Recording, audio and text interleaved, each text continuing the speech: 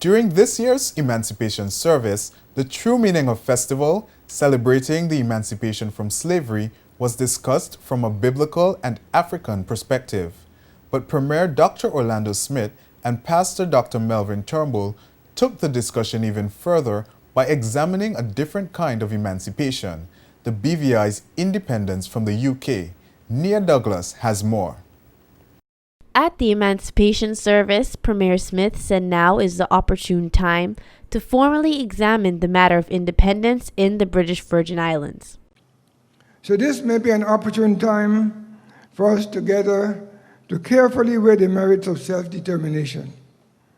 We must make sure that we understand the pros and cons while assessing a degree of readiness for this critical step in our development. Speaking after Premier Smith, Dr. Melvin Turnbull, who organized the event held at the Cultural Center, detailed the reasons why he takes issue with being under British rule, coinciding with the Premier's sentiments that more of a serious discussion is needed. Something about Britain's attitude then bothered me. That they would, even though obviously they could, make such decisions for us without consultation with us seem to suggest that we are at their disposal to be used as is convenient and beneficial to them. Then later came the announcement, which was in fact an ultimatum that stated if we wanted to continue to enjoy the benefits of being a dependent territory, we must fall in line or else. I felt then, and I feel now ever more strongly, that every country or territory has a right to self-determination. Anything less is dehumanizing. Dr. Turnbull then talked about economic benefits being the driving force behind the BVI and other dependent territories' need to stay under Britain's rule, tying his remarks back to history and the purpose of the service, stating that money was the reason for the transatlantic slave trade and even the Emancipation Proclamation. As the biblical record declares, money answers all things. Economics, money, was the reason given for the enslavement of our people and the driving factor of the Emancipation Proclamation. Think about it.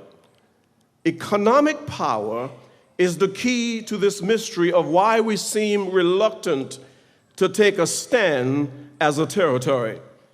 He then posed the questions to the crowd as to whether or not we value money over our rights to be self-determined, and just how much economic benefit the BVI receives from Britain. Are we ready to surrender any and everything for economic wealth? What's no funny is that my research proved that our wealth was not derived from Britain, who was more readily willing to build a jail than to fund our education. He finished off by metaphorically stating that Britain is a tyrannical parent to the BVI.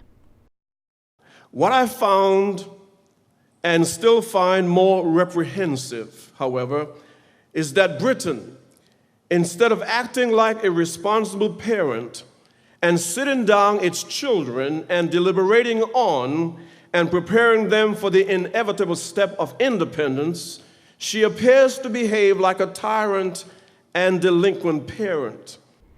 Minister for Education and Culture Myron Walwyn, Minister for Communication and Works Mark Vanterpool, and guest speaker Dr. Richard McCrary also spoke at the event.